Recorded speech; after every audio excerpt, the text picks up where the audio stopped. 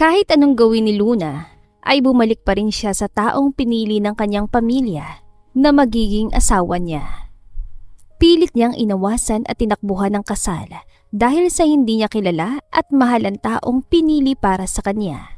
Baka kung sino lang matanda ito. Pero tuso ang tadhana dahil kahit lumayo man si Luna, ay nagkita pa rin sila ng taong tinakasan niya sa hindi inaasahang pangyayari. Ang pag-ibig kapag tinakda ng panahon ay hindi na ito kailanman mapipigilan ng kahit na ano o sino man. Iwasan man o takbuhan ay gagawa pa rin ng paraan ang tadhana para bumalik ang pusong nakatali sa isa't isa. Nako Luna, sigurado ka na ba dyan sa desisyon mo? Paano kung magalit si Tito? Nag-aalalang tanong ni Snow sa kaibigan. Hindi ako papayag na silang pipili na lalaking makasama ko sa habang buhay. Hindi ko nga kilala lalaking gusto nilang ipakasal sa akin. Paano kung adik pala o di kaya ay pangit o kaya gurang? Hindi mo pa naman nakikita, paano mo naman nalaman? Tanong ni Snow. Ayun nga yung point ko kaya ako tatakas. Paano kung pangit nga at adik? Makakaalis pa ba ako kapag nandun na ako sa City Hall? Sige nga. Kinakabahan na talaga ako sa'yo. May paranaway bribe ka pang eksena. Dinadamay mo ko sa kalukuhan mo eh. Nakangibing sambit ni Snow. Kung ayaw mong madamay, hayaan mo na lang ako umalis. Hindi naman kita pwedeng pabayaan mag-isa no. Sasama na ako sa'yo. Bahala na. Tara na nga. Sambit ni Snow. Hindi alam ni Luna kung saan sila pupunta ng kanyang kaibigan. Nais lang niyang makalayo at maging malaya mula sa kahigpitan ng kanyang pamilya. Kumuha sila ng isang kondo sa tagong lugar at doon nagpalipas ng pagod bago na pag-isipan ni Luna na pumunta ng bar. This will be the best moment of my life, Snow. Let's party na! Luna, halika nga dito muna. Huwag ka magpapakalasing ha. Huwag mo naman akong bigyan ng sakit sa ulo. Malakas sa sambit ni Snow sa kaibigan. Tama na nga sa kakasermon, magpakasaya ang pinunta ko dito at maghanap ng abs. Nako, ikaw talaga, tumigil-tigil ka dyan ha. Party kung party, dapat walang lalaki. Sambit naman ni Snow at nilagok ang alak. Sumasabay sa tugtog ang katawan ni Luna habang nakatuon ang kanyang mata sa isang lalaking tahimik na umiinom sa gilid. Kahit tinamaan na siya ng alak ay hindi yun dahilan para lapitan ng binata. Hoy, saan ka pupunta? Pagtawag na tanong ni Snow. Magsi-CR lang ako. Sigurado kang kaya mo?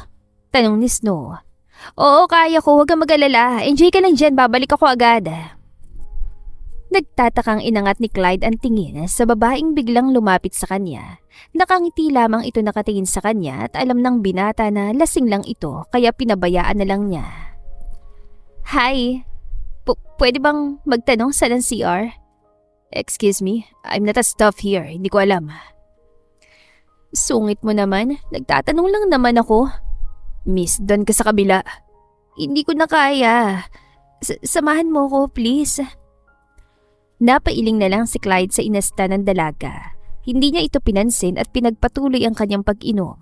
Nandito lang naman siya sa bar dahil hindi sumipot ang kanyang bride at nagmukha siyang tanga kakahintay sa dalaga. Napatulala na lang si Clyde nang biglang umupo at yumakap sa kanyang tabi ang dalaga. Miss, anong ginagawa mo? Lumayo ka nga sa akin. Ba't ka ba uminom ko? Hindi mo naman pala kaya. Naiihi na talaga ako. Samahan mo na ako, please. Goodness, anong kabaliwan to? Miss, nasan ba mga kasama mo? Hindi naman kita pwedeng samahan sa comfort room. Dito na ako iihi. Hindi ko na kaya. Fine, come here. Tumayo ka. OMG, bakit siya papasok dito sa girls' comfort room? Dito pa talaga sila gagawa ng milagro? Nakakahiya. Walang nagawa si Clyde kundi dadali ng dalaga sa isang silid. Lumapit siya sa isang staff para magpahatid sa bakanteng silid sa loob ng bar. Dito po sir, enjoy kayo. Nakangiting sambit ng staff. Teka, kamali ka, she need to... Iihi na ako, masakit ang pantog ko. Umayos ka ng tayo, dadaling kita sa banyo. Thank you. Ang gwapo mo naman pala talaga sa malapit. May girlfriend ka na ba? Miss, kanina ka pa. Just go to bed and take a rest. Nahihilo na ako sa'yo kanina pa. Why? Hindi ba ako attractive? Maganda naman ako Alam ko nagagandahan ka rin sa akin. Ramdam na ni Clyde ang bigat ng kanyang paghinga sa ginagawa ng dalaga sa kanya at natigilan ng bigla na lang siyang hinalikan nito. Hindi na niya pinigilan ng sarili at nilaliman ng halikan nilang dalawa. Mas uminit ang gabi nila, dala na rin ng alak. Hinayaan nilang mangyari ang gusto ng kanilang katawan, dala ng init sa isa't isa. Nakakahiya. Pagkagising ko may kasama kong estrangherong lalaki. I can't believe na gawa kong bagay na yun, Snow. Ang paalam mo magsi-CR.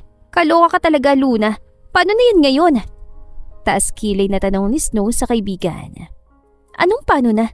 Hindi ko nga kilala yung lalaking yun. Isa pa, one night stand lang yun kaya ayos lang. Hindi naman kami magkikita ulit. At hindi na ako magbabar ulit. Ayoko na. Yan. Saka mo lang na-realize sa pangit pumasok ng bar dahil may nangyari na. Sermong sambit ni Snow.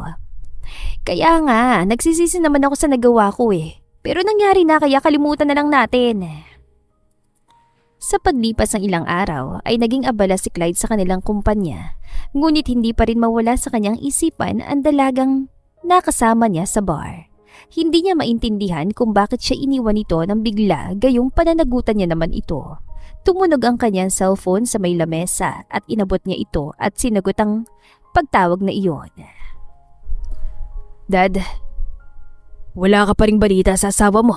Nahiya na akong magrason sa mga business partner natin na gustong makita ka't asawa mo. Bunga ni Rodolfo sa anak. Dad, kung hindi niyo sana ni-register agad ni Tito Delphine ang kasal, wala kang problema ngayon. Nangyari na kaya gumawa ka ng paraan. Seryosong sambit niya sa anak. Fine, I will. Kailangan ko ng ibaba ang tawag, may meeting pa ako.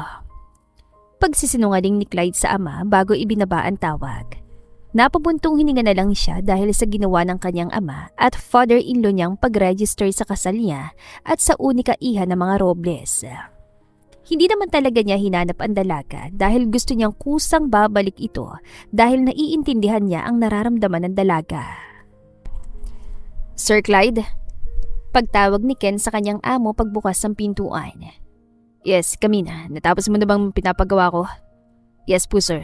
Pirma niyo na lang po ang kulang para may forward ko na sa legal department. Sagot ni Ken. Okay, akin at maipasa mo na sa legal department.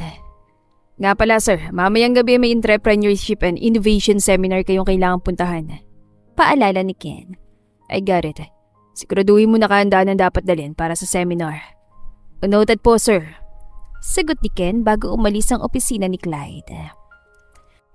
Gabi na nang matapos ang seminar kaya agad na umuwi si Clyde sa sariling bahay at hindi na dumaan sa mansyon nila. Sa kabilang banda naman ay nababahala na si Luna dahil ang kanyang mga cards ay nagsisimula ng mag-decline. Hindi niya alam kung tatagal ba siya ng buwan sa paglayo sa kanyang pamilya, gayong paubos ng kanyang pera. Sinabi ko na sa'yo, bumalik na tayo. Maging ang aking cards ay hindi na gumagana, yung savings ko rin paubos na. Sambit ni Snow sa kaibigan. Hindi ako babalik hanggat hindi nila ako nahahanap. Ano? Bakit naman? Tanong ni Snow. Gusto ko malaman nila na hindi ako basta-basta nasusunod sa makagustuhan nilang napaka-unfair at mahirap gawin. Luna naman, ano magagawa mo para nga sa kumpanya diba sabi ni Tito Delphine? Sambit ni Snow. Paano kung bumagsak ang kumpanya kahit pumayag akong ikasal? Hahanap na naman si Daddy ng pwedeng ipakasal sa ka-business partner niya. Hindi ko rin alam. Mali ko ba sa business na yan sa food industry ang calling ko? Sagot ni Snow sa kaibigan. Babalik ako pagkatapos ng 1 taon dahil sigurado akong kasal na sa ibang lalaki mapapangasawa ko sana. Okay, so kailangan nating magtipid from now on para tumagal tayo ng 1 taon being away from our family. Sambit ni Snow. Sanay naman ako sa diet kaya makakatipid tayo. Sige na, maiwan na kita muna at may food competition akong kailangang puntahan. Paalam ni Snow. Hoy, magdala ka ng maraming cupcakes ha. Alam mo namang paborito ko yon. Mabilis na lumipas ang 1 taon at hindi na nagmatigas pa si Luna. Bumalik siya sa kanyang mga magulang at tinanggap ang kanyang kapalaran. Ang buong akala niya ay nakalaya na siya sa lalaking itinakda para sa kanya. Ngunit natigilan siya ng malamang asawa niya na pala ang lalaki. At ngayong nakabalik na siya ay sa iisang bahay na sila titira. Ano? Paano mag-asawa na kami? Hindi naman po ako tumuloy sa kasal namin noon, Dad. Ma'am, anong ibig niyo sabihin? Napagkasunduan namin ni Rodolfo na i-register ang kasal niyo. Sa mata ng lahat at mga nakakilala sa atin, ay mag-asawa ng tingin sa inyo ni Clyde. Paliwanag ni Delphine. Pumayag kayo, ma'am? Paano naman kung isang adik yung Clyde na yan, Dad? Sigurado ba kayo mabait ang anak ni Tito Rodolfo? Anak, alam ko mali ang ginawa ng daddy mo, pero sinisiguro ko sa'yo na mabait na bata si Clyde. Sambit naman ni Lina. Whatever. Kailangan bang iisang bahay kami titira? Hindi ba pwedeng? May mag-asawa bang hindi nagsasama? Matalino ka, Luna, na kaya hindi na namin kailangang ipaliwanag sa iyong lahat. Seryosong sambit ni Delphine. Tumango na lang si Luna dahil alam niyang hindi na mababago pa ang nangyari. Sa ayaw at sa gusto niya ay titira siya kasama ang lalaking napangasawa kahit hindi niya ito kilala. Sa kabilang banda naman ay hindi pinahalata ni Clyde ang gulat nang sabihan siya ng kanyang ama na bumalik ng asawa niya. That's good to hear. Ang akala ko hindi na siya babalik. Pagkatapos ng meeting mo, isusunduin mo ng asawa mo at nang makilala niyo ng isa't isa. Sambit ni Rodolfo. Susunduin? Saan ko naman siya dadalhin, Dad? Siyempre anak, sa bahay mo. Mag-asawa na kayo ni Luna kaya dapat lang ay sa iisang bahay na kayo titira. Nakangiting sambit ni Crisel sa anak. What? Titira kami sa isang bahay? At sa bahay ko pa talaga, Ma'am? Mag-asawa na kayo kaya tama lang na sa bahay mo siya titira. Seryoso at maotoridad na sambit ni Rodolfo. Matiwasay na natapos ang meeting ni Clyde at niligpit na ang kanyang gamit para masundo si Luna. Ayaw man ni Clyde ay wala na siyang magawa dahil asawa na nga niya ang dalaga. Umaasa na lang siyang magkasundo ang asawa kahit hindi nila kilalang isa't isa. Ma'am Lina, Sir Delphine, nandito na po si Mr. Velasquez. Anunsyo ng kasambahay. Tita, tito, magandang gabi po. Magandang gabi naman, iho. Siguro, dad at ma'am na ang tawag mo sa amin ni Delphine. Nakangiting sambit ni Lina. Huwag kang mahiya sa amin. Parte ka na ng pamilya namin, iho. Sambit naman ni Delphine. I'm sorry po, Ma'am, Dad. I'm here po pala para sunduin si Luna. Oo, kanina pa siya naghihintay. Sambit ni Lina at inutusan ng kasambahay na tawagin ang anak. Ma'am, iwan ko munang ibang gamit ko at ipapakuha ko na lang sa susunod na. Napahinto sa pagsasalita at paglalakad si Luna nang makita ang lalaking asawa niya. Napalunok siya ng ilang beses at bahagyang kinabahan. Ang lalaking nakasama sa bar ay ang asawa niya pala na iniwan niya sa araw ng kasal nila. Hi, you must be Luna? Yes, ako nga. Luna Rose Montenegro. And you are? Clyde Velasquez, pero I prefer to be called Clyde. Mabuti naman at nagkaharap na tayo. Ang saya niyo tignan, bagay na bagay nga kayo sa isa't isa. Nakangiting sambit ni Lina. I'm sure mas makikilala niyo pang isa't isa. Sambit naman ni Delphine. Alisa po kami. I'll take good care of your daughter po. I'll promise.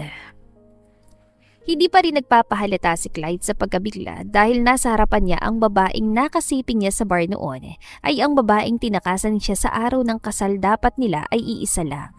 Alam niyang nakilala siya ng dalaga ngunit hindi ito nagpahalata kaya gano'n na rin ang ginawa niya. Saan mo mas gusto? Sa master's bedroom o sa guest room?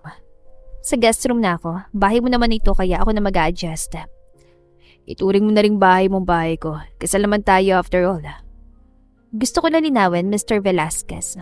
Sa papel lang tayo mag-asawa at hanggang doon lang yon. Ang harsh mo naman. Masyado mong pinapahalata na. Kaya mo ako ginawang tanga kakahintay sa'yo dahil ayaw mo sa akin. Alam kong ayaw mo rin sa akin kaya patas lang. Nagawa ko lang yan dahil natatakot ako na baka isa kang adik o. Maraming namamatay sa akala, Miss Montenegro. Whatever. Pagod na ako makapagplastikan kaya gusto ko na magpahinga. Napailing na lang si Clyde dahil sa inasta ni Luna. Nais niya man tanungin ng dalaga tungkol sa nangyari noon sa bar ay hindi na niya ginawa. Pagod na rin siya at kailangan niya na magpahinga. Kinabukasan ay nabigla silang dalawa dahil dumalaw ang kanilang mga pamilya at naabutan silang lumabas sa magkaibang silid. Are you two fighting? Takang tanong ni Rodolfo. Bakit magkaiba kayo ng kwarto? Tanong naman ni Delphine. We just... Pinarenovate lang namin ang design ng master's bedroom, kaya sa guest room kami natutulog for the meantime. Pero bakit sa master's bedroom galing si Clyde? Takang tanong ni Lina. Tinignan ko lang po yung progress ng renovation, mama. Iyon naman pala mga tito at tita, kumain na po tayo at baka lumamig ang pagkaing dala ko. Sambit ni Snow at kinindatan si Luna. Nakahinga naman na maluwag si Luna at sinenyasan si Clyde na pumasok sa guest room. Nagtataka naman si Clyde na sumunod kay Luna. What? Kakain na raw, bakit pa ba ako? Hindi ka kasi nag-iingat. Munti ka na tayo mahuli. Bakit mukhang kasalanan ko pa? Hindi mo naman sinabi sa akin kung anong gagawin kapag dumalaw sila. Dapat ikaw yung nakaisip niyan. Ikaw ang lalaki eh. Pinapili kita kagabi kung sa master's bedroom o guest room mo gustong matulog. Ano pinili mo? Ay, whatever. Bumaba na nga tayo. Oh, bakit ang tagal niyo? Breakfast sa hapagkainan sabi ko, hindi breakfast in bed. Tuksong sambit na Snow. Tumigil ka, wala ako sa mood. OMG, baka naman naglilihi ka na anak. Gulat na tanong ni Lina. Ma'am! Impossible naman yan, tita. Isang gabi pa lang sila natulog sa isang silid. Maliban na lang kung nagsama na sila ng hindi natin alam. Taas kilay na sambit ni Snow at ngumiti kay Luna. Napairap si Luna sa sinabi ng kaibigan at napalingon kay Clyde na nakatingin na pala sa kanya, kaya agad siyang umiwas ng tingin. Hapon na hindi pa rin umalis sa mga magulang ni Clyde at Luna. Masaya silang nag-uusap sa sala kasama si Clyde. Napairap na lang si Luna at tinungo ang kusina kung saan nagbe-bake si Snow ng cupcakes. Oh, bakit parang hindi ka masaya? Nandito mga magulang mo. Tanong ni Snow. Paano ba naman napapagod na ako makipagplastikan? Akala naman talaga nila masaya kami ni Clyde sa pagsasama namin sa iisang bahay. Di gawin yung masaya. Totally siya naman ang lalaki nakakuha ng bataan mo. Ngiting bulong ni Snow sa kaibigan. Hoy ikaw, umayos ka nga. Hindi pa namin napapag-usapan yan. Para kasing hindi naman yan naalala. Mas mabuti na yun. Babe, magpapaalam na sila mama at dad. Babe mo mukha mo, naimbyer na ako sa kaplastikang ito. Natawa na lang si Clyde sa mahinang sambit ni Luna sa kanya. Natutuwa siya makita ang tunay na ugali ng dalaga. Walang pinagkaiba kapag lasing ito o hindi. Sa paglipas ng mga araw ay mas lalong uminit ang bangayan ng dalawa. Hindi nagpapatalo si Luna sa mga pangaasar ni Clyde sa kanya. May mga araw ding nasaksihan ng kanilang pamilya ang bangayan nilang dalawa at akala nila ay naglalambingan lang silang mag-asawa. Bakit naman ang tagal ng balitang magkakaupo na kami? Tanong ni Rodolfo. Honey, hayaan mo na sila mag-enjoy muna sa silang dalawa lang. Malumani na sambit ni Crisel. Napag-usapan na namin ni Luna na saka na po muna. Di pa kasi kami handa sa responsibilidad. Mahina ng tuhod ko, Luna. Baka naman hindi ko maabutan na magiging apo ko. Sambit naman ni Delphine. Dad, maraming pwedeng inumin na gamot para lumakas pa lalo ang tuhod mo. Tigilan mo na rin kasi yung kakakain sa mga pagkaing bawal sa'yo. Ay naku anak, ewan ko dyan sa daddy mo, ayaw magpapigil. Umiiling na sambit ni Lina. Tama ka bala humihina na rin ang tuhod ko. Baka nga hindi natin maabutan na magiging mga apo natin. Sambit ni Rodolfo. Mga apo? Mas marami, mas masaya kasi babe. Tamang asawa mo iha. Sambit ni Delphine sa anak. Peking initian ni Luna si Clyde na agad namang naintindihan ng binata. Ramdam niya ang inis ni Luna sa kanya kaya mas lalo niyang inaasar ang dalaga. Huwag kayong mag-alala po. We promise na lalaking anak ang una namin gagawin. Di ba babe? Oo, tama ka babe. Lalaking anak. Yun naman pala. O sige na, kami alis na. Magugol pa kami ni Delphine kasama mga kaibigan namin. Paalam ni Rodolfo. May salon date din kami ni Crisel ngayon Tara na balae. Sambit naman ni Lina. Nang makaalis ng kanilang mga magulang, ay biglang binatukan ni Luna si Clyde. Hindi agad nakapagsalita ang binata at bahagyang napahawak sa ulo. Anak na lalaki, talaga lang humanap ka ng babaeng aanakan mo. Babe naman. Tumigil ka sa kakatawag ng babe sa akin Makikita mo Clyde Velasquez ang hinahanap mo kapag ako nainis ng sobra sa'yo. Sarap pala pakinggan ng full name ko kapag ikaw yung magsabi. Baliw, umalis ka nga sa harapan ko, please lang. Why? Kagwa pa tayo na lalaking anak. Halika na sa kwarto, babe. Hindi mo talaga ako titigilan. Halika dito tang masap ako sa'yo yung flower bees na hawak ko. Natatawang kinuha ni Clyde ang kanyang gamit at lumabas ng bahay dahil kailangan na niyang bumalik ng kumpanya. Gumayak na rin si Luna para pumunta sa kanyang trabaho dahil marami siyang kailangan tapusin. Sir, mabuti naman at bumalik na kayo. Sambit ni Ken. Bakit? May problema ba habang wala ako? Kasi sir, may babaeng nagpumilit na makipag-usap sa'yo kanina. Sagot ni Ken. Sino naman? Sinabi niya ba kung bakit gusto niya ako makausap? Hindi nga po sir. Ang sabi niya lang ay ikaw ang gusto niya makausap. Sagot ni Ken at inabot ang isang folder kay Clyde. Kapag bumalik siya, tawagan mo ako agad. Yes sir. Sambit ni Ken. Ano to? Yan po yung financial report ngayong quarter sir. Sambit ni Ken. Mabuti naman at may progress ng income stability ng kumpanya. At bumaba ang budget na nilalabas. Sa next page naman po sir ay records ng marketing budget na tumaas ng 20% dahil sa mga bagong kampanya na inilunsad. Sambit naman ni Ken. I see. Sabihin ng head department ng finance na ituloy ang pag-invest nila sa marketing. Masusunod po sir. Sambit ni Ken. Napatigil si Luna sa kanyang ginagawa nang biglang kumatok ang kanyang assistant na si May. Inayos niya muna ang sarili bago pinapasok ang kanyang assistant. Yes? Miss Luna, may gusto po makipag-usap sa inyo. Wala naman po siyang appointment pero nagpumilit po talaga siya. Sagot ni May. Papasukin siya, hindi naman ako busy. Sigurado po kayo? Mukhang masama pong pakiramdam ko sa babae, miss eh. Nag-aalangan sambit ni May. Babae? It's okay, just let her in. So, you must be the so-called wife of Clyde. Mataray na tanong ng babae kay Luna pagpasok nito sa opisina. Excuse me? Kilala ba kita? Siyempre hindi. Ang asawa mo ang may kilala sa akin. Sagot ito kay Luna. Kilala ka ni Clyde? Sandali, sino ka ba't anong kailangan mo? I'm Chantal. Nakakalungkot naman at hindi ako kinuwento ni Clyde sa'yo. I'm his ex-girlfriend. Sagot ni Chantal. Oh, ex-girlfriend. So anong kailangan ng ex-girlfriend ng asawa ko sa akin? Kung makapag-asawa ka naman, baka nakakalimutan mong mag-asawa lang kayo sa papel. For I know na ako pa rin ang mahal ni Clyde. Nakangiting sambit ni Chantal. Ikaw ang mahal niya? Ang lakas naman ang tingin mo sa sarili mo gayong ex ka ng asawa ko. Kung mahal ka pa niya, bakit ka hiniwalayan? Bakit siya pumayag na pakasalan ako? Makikita mo, ako pa rin ang hahanapin niya. Sambit ni Chantal at lumabas ng pintuan. Ngumiting tagumpay si Luna dahil napamukha niya kay Chantal na siya ang asawa kahit nasa papel lang. Tinawagan niya agad ang asawa dahil sa sobrang inis kay Chantal sa pagsugod niya sa kanya. Yes. Pwede bang kausapin mo yung ex mo na pinaglihi sa durian? Ang tapang ng amoy, sugod na sugod ng walang preno. Ex, anong pinagsasasabi mo? Oh, you already forget about Chantal? Bakit parang siya hindi ka makalimutan? May ginawa ba siya sa'yo? I'll go there. Hindi na kailangan. Napaalis ko na siya. Just settle your things with her. Sir, may problema po ba? Takang tanong ni Ken. Nothing. Clear my schedule today. Kailangan ko umuwi na maaga.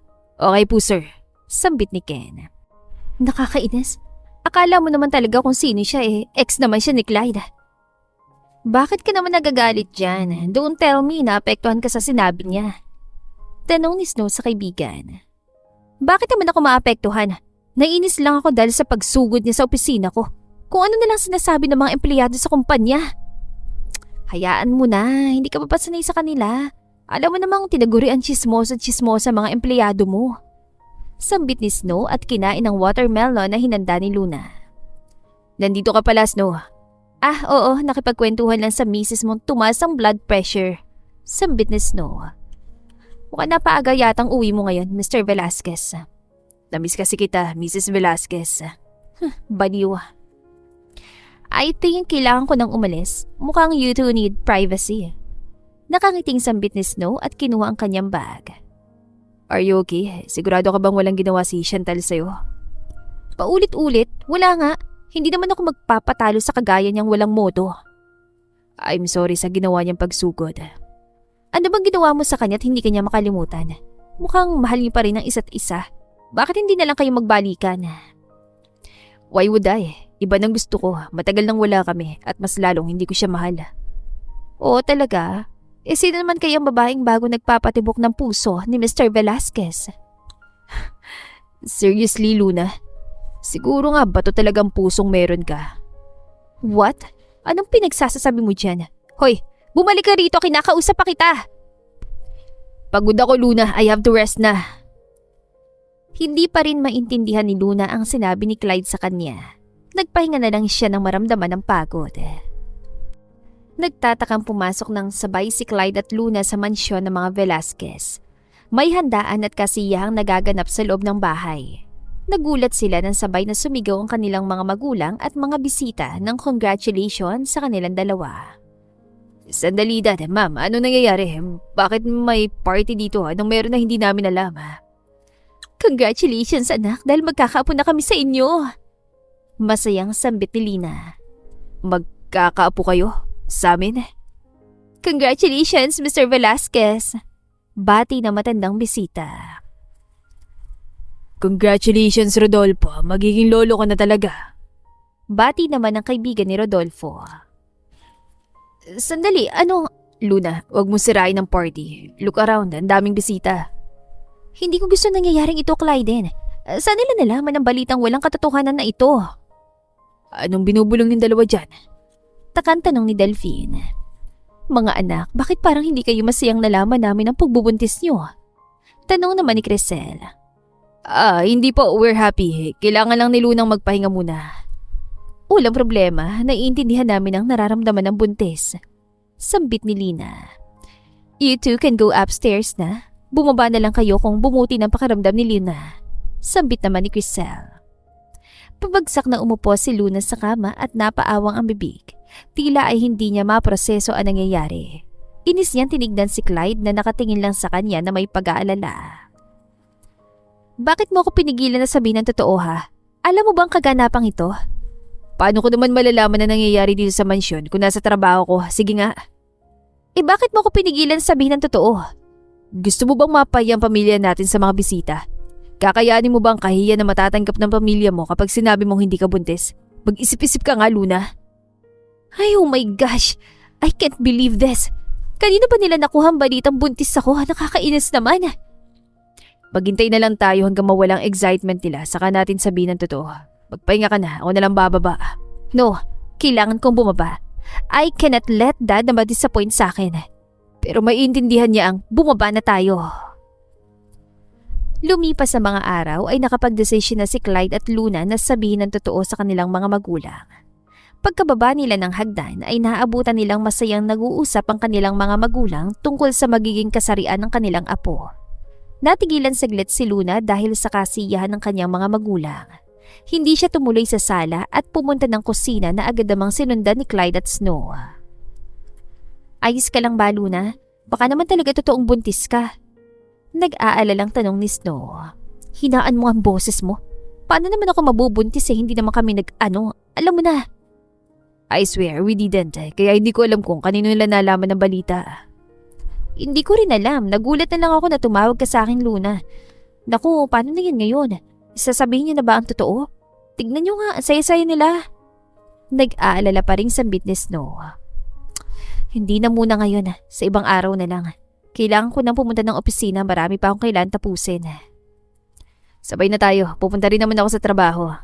Hindi na. Ibang direction mo sa direction ko. If you want to convince them sa pagpapanggap, pumayag ka na lang. May buntis bang nagdadrive? Oo nga naman, Luna. Kunwari, nag-iingat ka ganun. Mahinang sambit naman si Snow. Kailangan na po namin pumunta ng kumpanya. Maiwan na po namin kay dito. Luna, iha, huwag masyadong magpapagod. Paalala ni Lina sa anak. Clyde, mag-ingat sa pagmamaneho.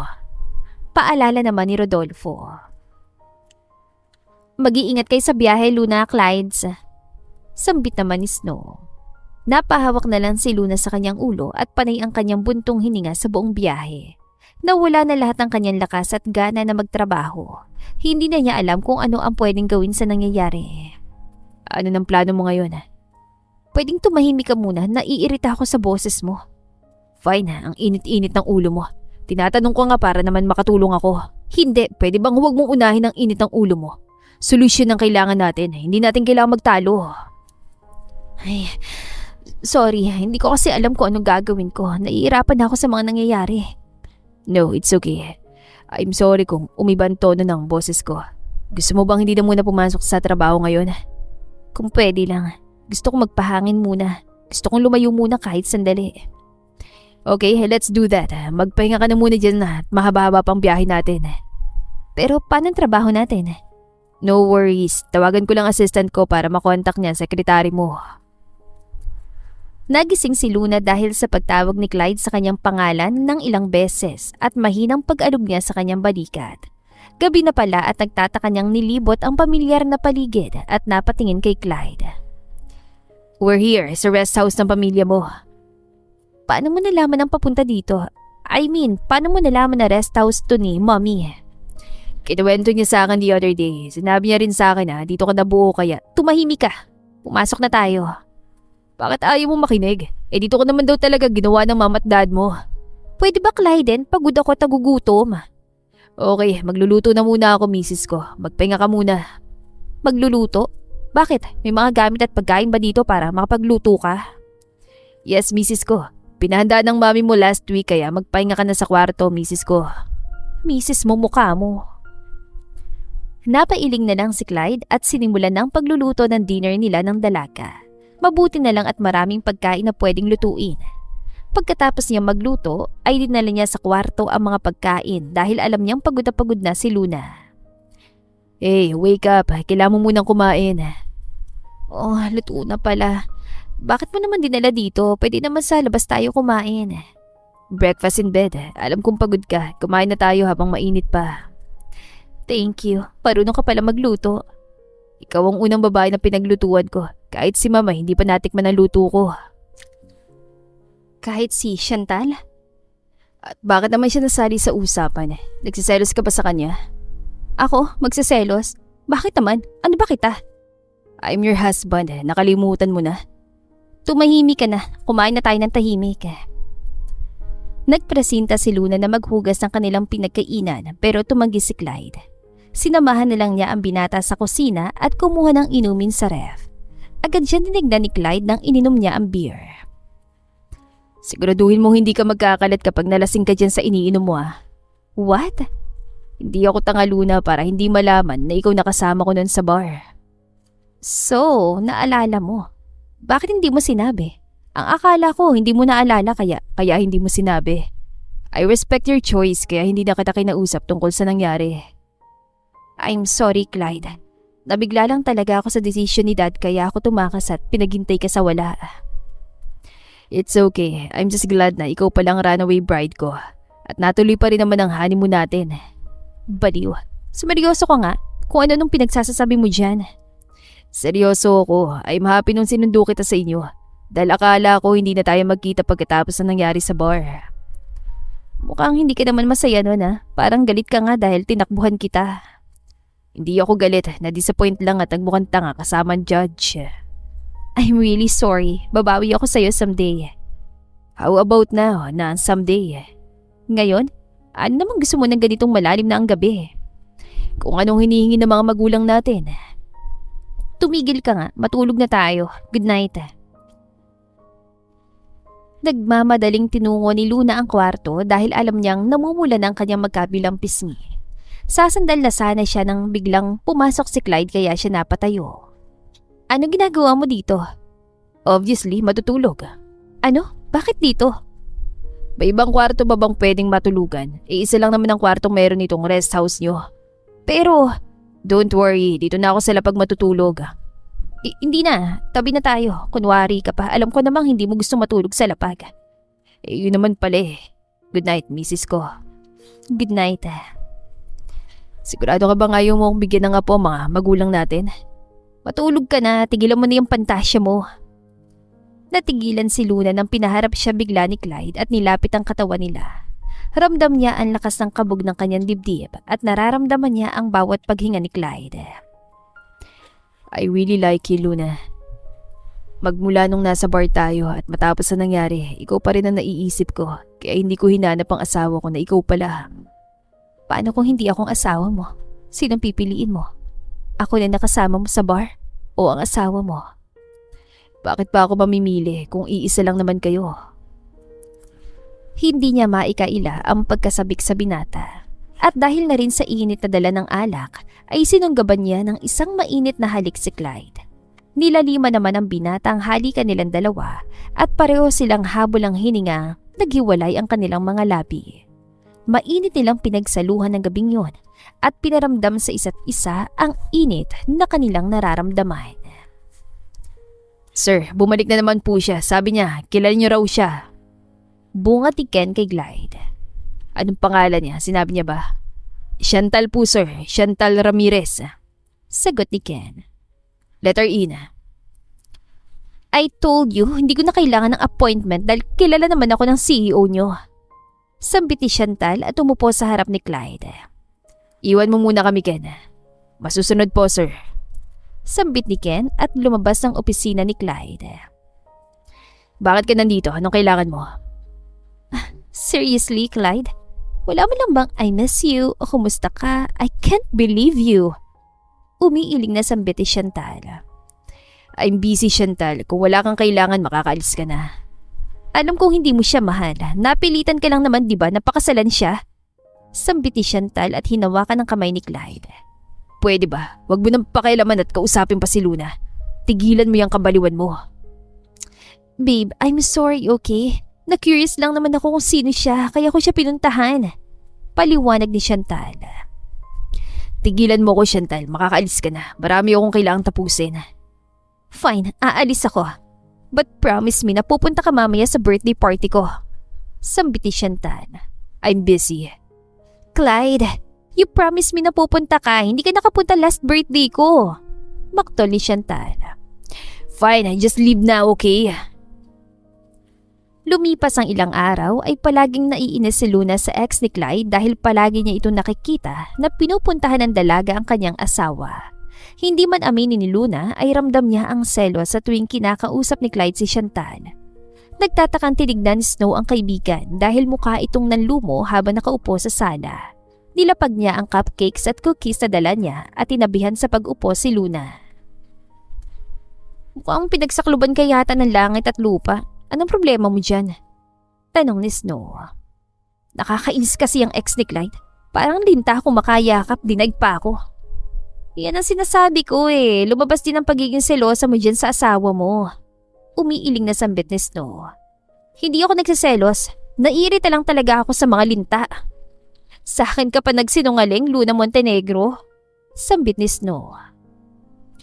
Anong klaseng cupcakes bandala mo at kakaibang amoy? Panis na ba yan? What? Bagong luto ko to, Luna. Panis ka dyan. Sambit ni Snow at bahagyang inamoy ang dalang cupcakes. Bakit kakaibang amoy at... Sandali. Bakit parang napapansin kong hindi ka na kumakain at nilalamig lang sa rep ang cupcakes na dala ko? Takan tanong ni Snow. Wala akong ganang kumain na matatamis ngayon eh. Anong gusto mo? Tanong ni Snow. Spaghetti at... Hindi ka kumakain ng spaghetti. Umamin ka nga sa akin. Kailan nagsimula yung gusto mong kumain ng spaghetti ha? Nakapamewang na tanong ni Snow sa kaibigan. Last week pa. I knew it! May nangyari sa inyo ni Clyde nung nasa rest house kayo, tama? Gulat na tanong ni Snow.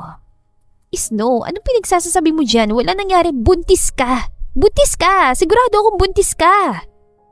Hindi makapaniwalang sambit ni Snow at napailing pa.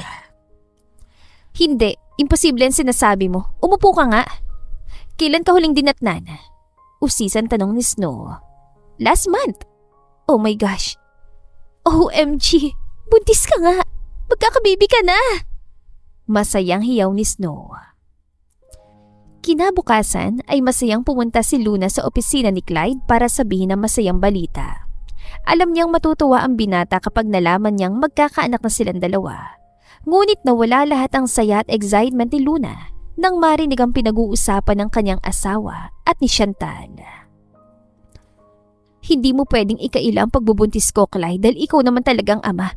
Nakalimutan mo na ba nangyari sa birthday ko, ha? Malakas sa sambit ni Chantal. That's impossible. Stop making stories, Chantal. Hindi ako gumagawa ng kwento. Totoong sinasabi ko. Seryosong sambit ni Chantal. Buntis ka? Luna, Yes, at si Clyde ang ama ng pinagbubuntis ko. Agad na sagot ni Chantal. Luna, let me explain. Hindi, imposible ang sinasabi niya. I understand. You two can talk. Aalis na ako. Luna, wait, let me. Mr. Velasquez, nasa kumpanya ka. Please, act like a CEO. Nilisan agad ni Luna ang opisina ni Clyde at tinahak ang daan patungo sa parking area. Tumulo ang mga luhang pilit niyang pinipigilan. Umuwi siyang umiiyak sa kanilang mansyon, kaya nagtataka ang kanyang mga magulang maging ang magulang ni Clyde. Luna, why are you crying? May problema ba? Sunod-sunod na tanong ni Lina sa anak. Mami, anong problema? May masakit ba sa'yo? Tanong naman ni Crisel.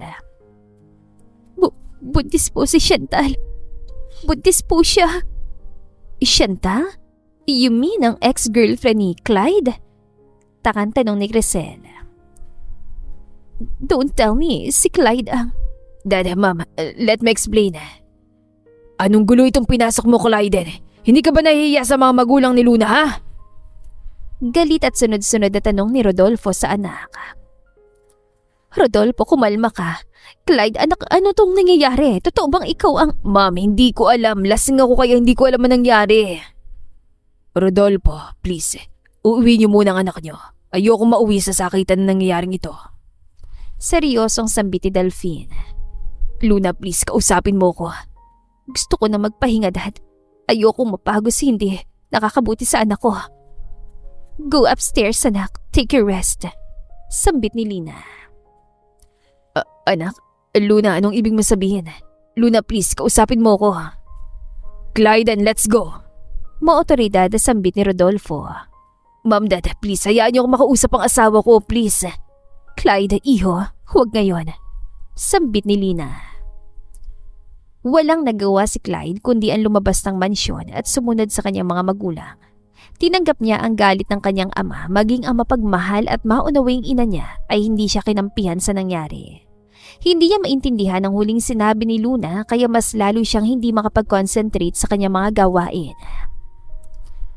Don't tell me, Clyde, nahayaan mo na lang ako at na magiging anak mo. Tanong ni Chantal na makapasok sa bahay ni Clyde. Pwede ba, Chantal? Pumayag na akong tumira ka dito sa bahay ko alang-alang sa bata kahit itinakwil na ako ng pamilya ko. At paano ako? Ang anak lang natin ang tatanggapin mo? Tanong pa niya kay Clyde. Huwag kang umasang babalik pa tayo sa dati dahil ang buntis ka. Matagal na panahon na tayong wala. Kaya umayos ka at baka hindi ako magdalawang isip na paalisin ka dito. You can't do that to me. Alam ko mahal mo ko. Umiiling na sambit ni Chantal. Subukan mong pasensya ko sa'yo at nang malaman mo. Kung hindi mo ko mahal, bakit mo ko binuntes, ha? Tanong ni Chantal. Alam ko nilasing mo ko. Sa tingin mo ba'y magagawa akong bagay na yun kung hindi mo ko nilasing? That's not true, Clyde. Ginusto natin ang nangyari. Sambit ni Chantal. Ginusto mo at hindi ko ginusto. Tandaan mo, isang babae lang mahal at nasa puso ko. At yun ay si Luna. Tinalikuran ni Clyde si Chantal at hindi na kailanman bumalik sa kanyang bahay. Pinili niyang kumuha ng kondo at palaging pinupuntahan si Luna sa kanilang bahay kahit hindi siya hinaharap ng dalaga para kausapin man lang. Araw-araw siya nagpapadala ng bulaklak at sulat kay Luna. Nagbabaka sakaling hayaan siyang humingi ng tawad sa nagawa at kausapin siya kahit sandali lang. Luna, magdahan-dahan ka nga. Alam mo namang malaki na yan tiyan mo eh. Payo ni Snow sa kaibigan. Kaya ko naman at dapat maganda mga damit ang baby girl ko, no? Halika dito, tayo sa kabila maghanap. Look who's here. Ang babaeng pinagpalit sa ex at iniwan kahit buntis. Natatawang sambit ni Chantal. Hoy, ikaw babae ka. Kung makaasta ka naman parang ikaw ang pinili, hindi ka nga inuuwian ni Clyde kahit kailan. Sambit ni Snow. Hayaan mo na siya, Snow. Halika na't wala akong oras makipag-usap sa isang linta. Linta? I told you, ako pa rin ang mahal niya kaya niya ako binuntis. Sambit ni Chantal at hinitian na mapang-asar si Luna. O talaga? Almost 5 months na rin siyang bumibisita sa bahay kahit hindi ko siya hinaharap at kinakausap. Last time I remember, nagmakaawa siya sa akin na kausapin ko na siya. Nagsisinungaling ka lang para magkaroon ako ng dahilan na iwan si Clyde. Sambit ni Chantal. Bakit naman ako magsisinungaling? Gawain mo magsinungaling, huwag mong ipasa sa akin. Tayo na Luna, wala tayong mapapala dyan sa babaeng yan. Sambit ni Snow at inalalayan si Luna. Napahawak na mahigpit si Luna sa kanyang damit at pilit na pinakalma ang sarili. Hindi niya nais patulan si Chantal ngunit talagang makapalamukha ng dalaga kaya hindi niya napigilan ng sarili. Sir, hinahanap ka po ni Miss Chantal. Sambit ni Ken sa kabilang linya nang masagot ni Clyde ang tawag. Padalhan mo kung ano kailangan niya. Masusunod po, sir. Sagot ni Ken bago binaba ang tawag. Clyde, anong ginagawa mo dito? Takang tanong ni Delphine. Dad, gusto ko lang po sana makita si Luna at ang bata kahit dito sa labas lang. Delphine, pabayaan mo na. Anak niya rin naman si Soline. Mahinang sambit ni Lina. Ngumiti si Clyde sa ina ni Luna nang pinayagan siyang manatili. Tauna ang lumipas ngunit hindi pa rin siya pinatawad ni Luna at ang ama nito. Maging ang kanyang pamilya ay hindi pa rin siya kinakausap. Pinuntahan lang nila si Chantal isang beses ng mga anak ito at binigyan ng pangalan ng bata. Nasa labas na naman siya, sabi ni Tita Lina. Gusto niya raw makita ang bata kahit sa malayo lang. Mahinang sambit ni Snow sa kaibigan. Hayaan mo siya. Luna, hindi naman sana nangingailam ako. Taon na rin kasi lumipas. Hindi ka ba naaawa sa kanya?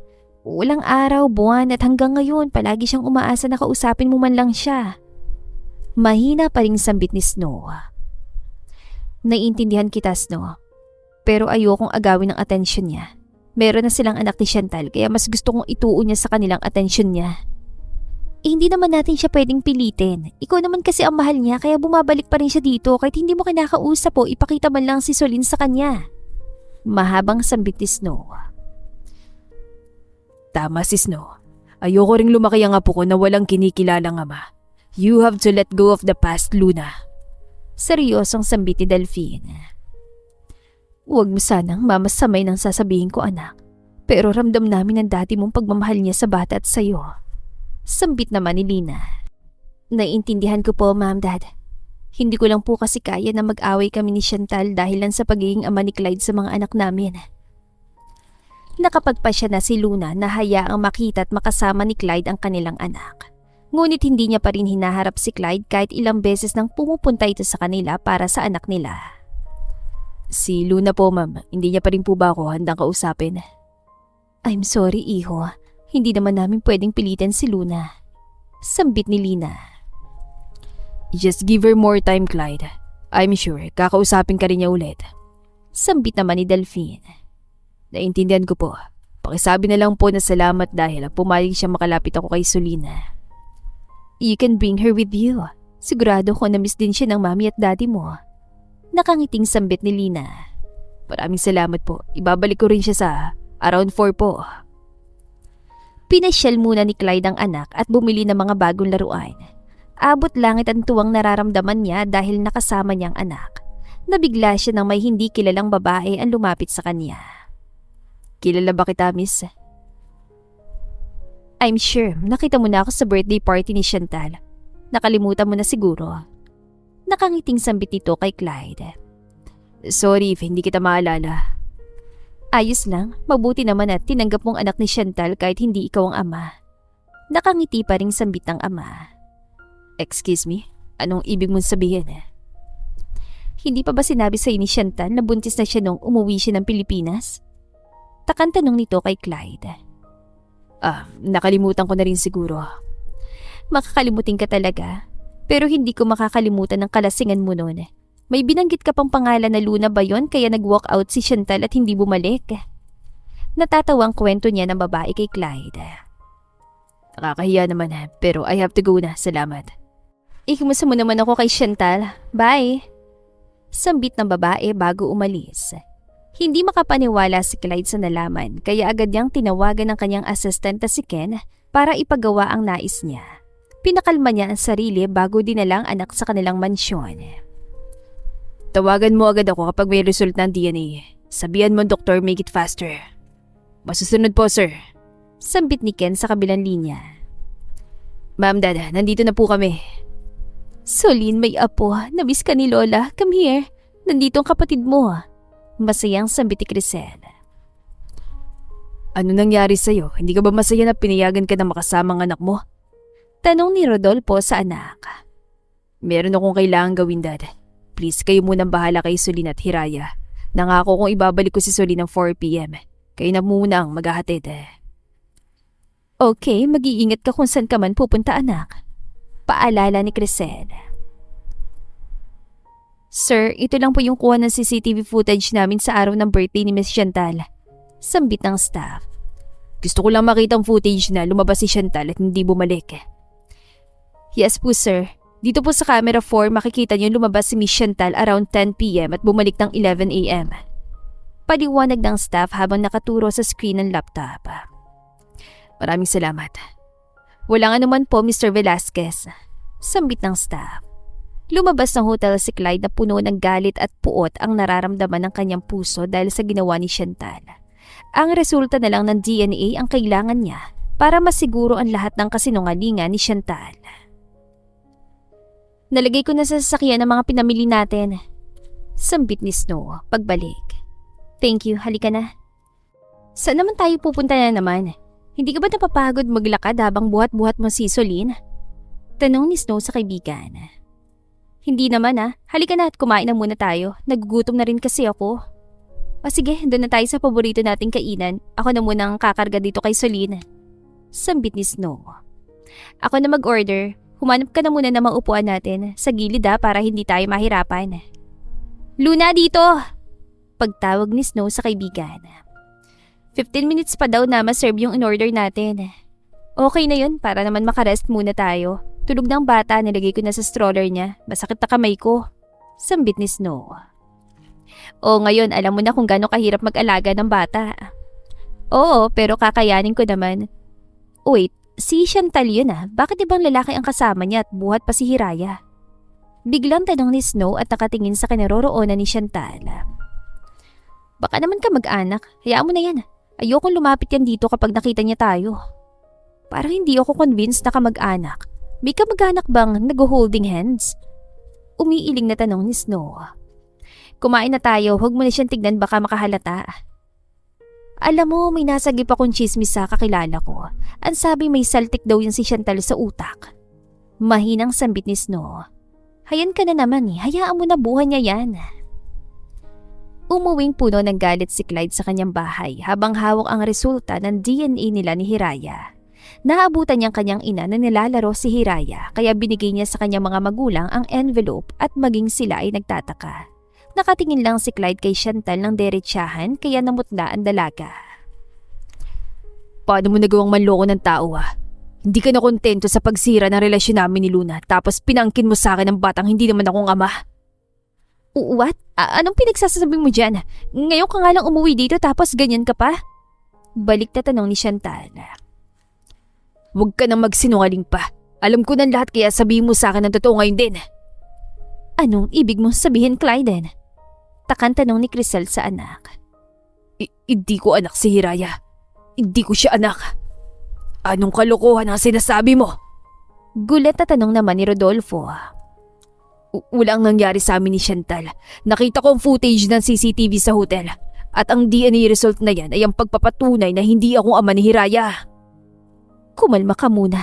Nasa harapan natin ang bata. Sambit ni Crisel. Manang, pakikuha si Hiraya at dalhin sa kanyang silid. Utos ni Rodolfo. Hindi ka paamin. O gusto mo ako mismo magpapaamin sa lalaking ama ni Hiraya lahat? Hindi ko naman talaga sinadya. Akala ko kasi ikaw yung nakasama ko ng gabing yun. Clyde, please maniwala ka sa akin. Mahal kita. Mangiyak-ngiyak na sambit ni Chantal. Sinira mo kami ni Luna. Ang sama-sama mong tao. How could you do this to us, Iha? Naging mabuti naman kami sa iyo. Bakit hindi mo sinabing totoo? Hindi makapaniwalang tanong ni Crisel. Tita, sorry po. Ginawa ko lang po yan dahil hindi pwedeng malaman ng asawa ng ama ni Hirayan tungkol sa amin. Maniwala po kayo sa akin. Pinagsisisihan ko pong ginawa ko. Umiiyak na paliwanag ni Chantal. Huli na ang lahat, Iya. May 2 pamilya kang sinira. You have to pay the consequences of what you did. Seryosong sambit ni Rodolfo.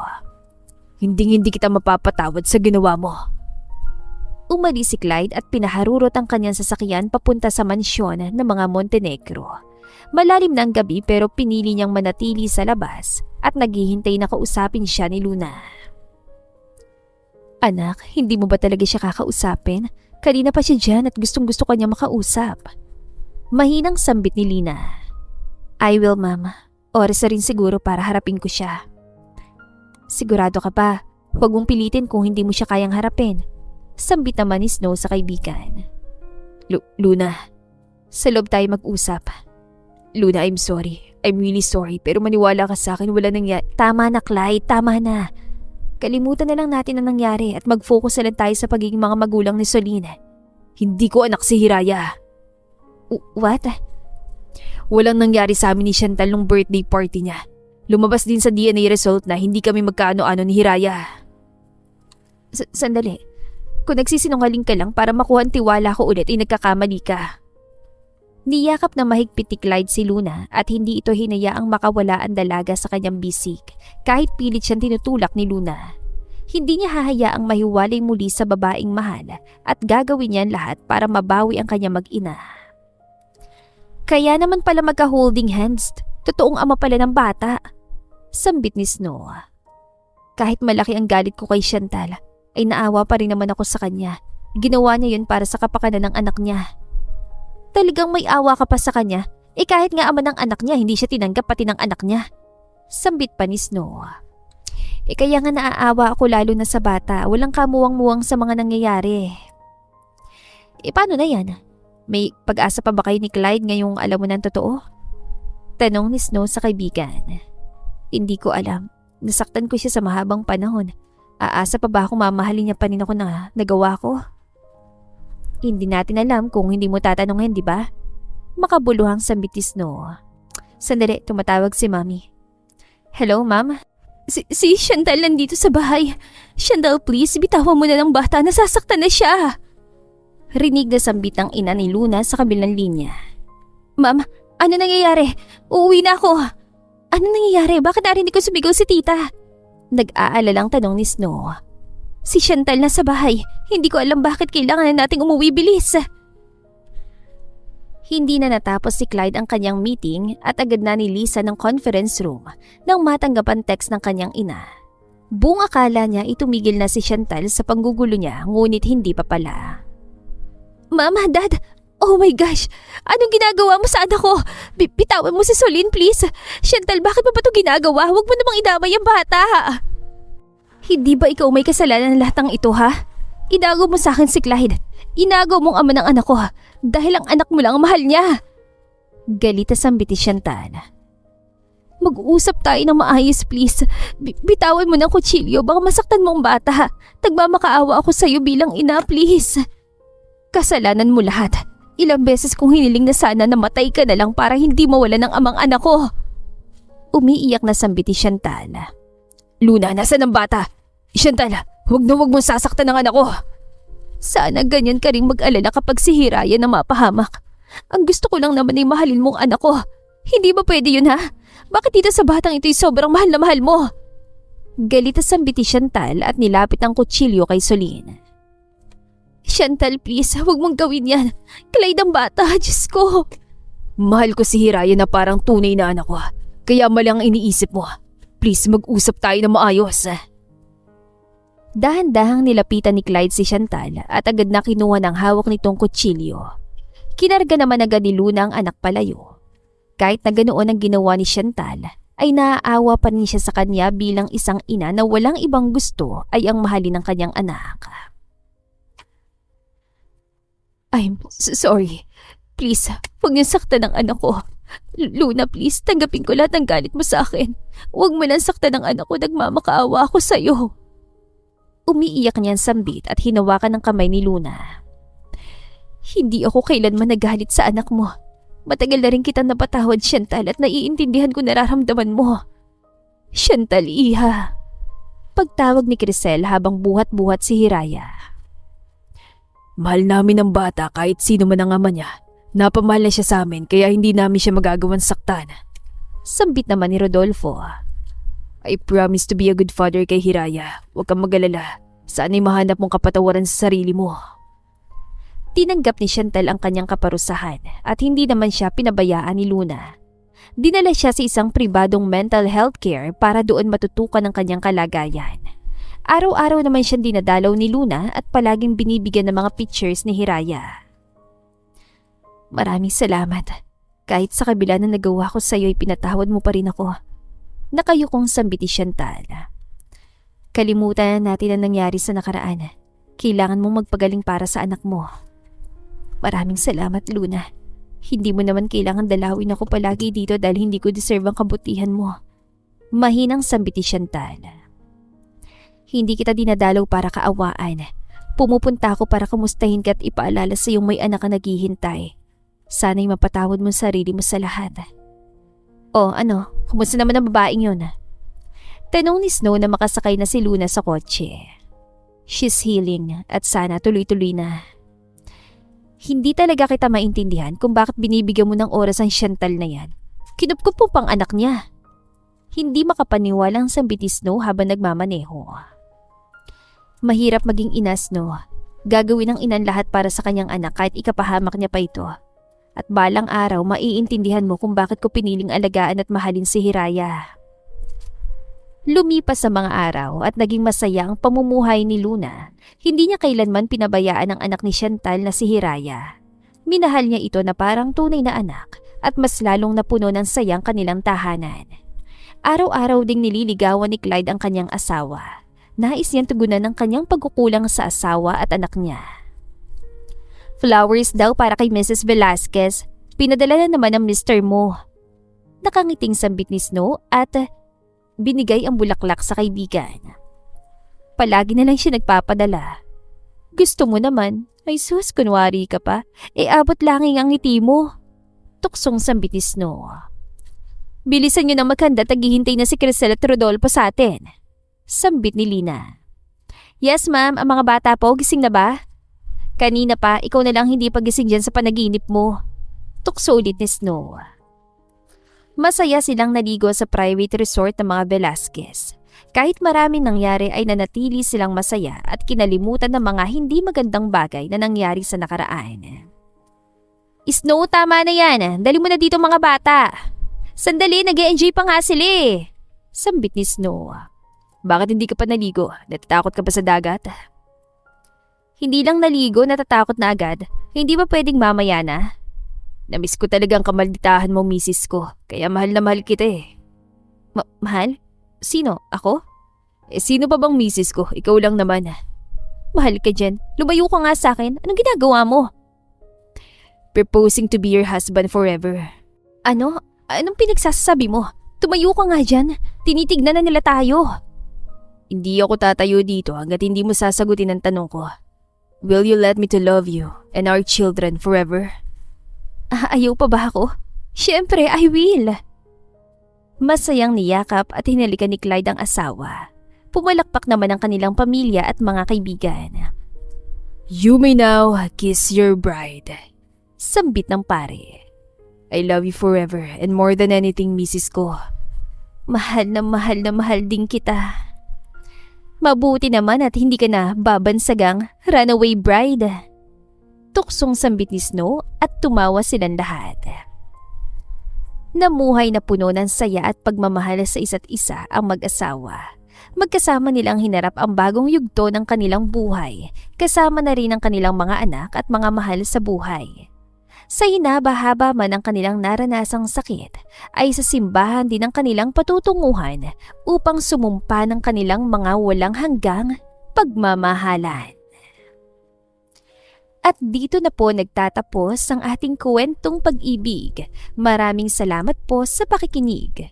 To God be the highest glory. Hanggang sa muli. Paalam!